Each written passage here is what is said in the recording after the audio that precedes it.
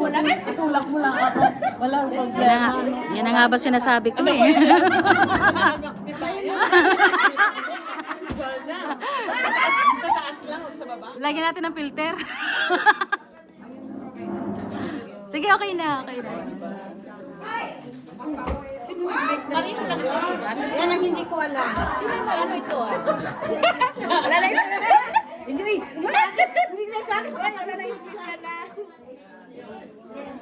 Ay, may papatong din si madam. Sa kapatid ko yung iba, hindi sa akin.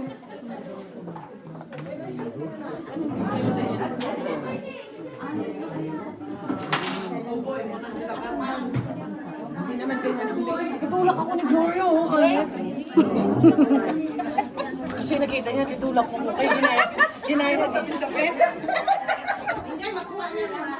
Yung mga Pilipina,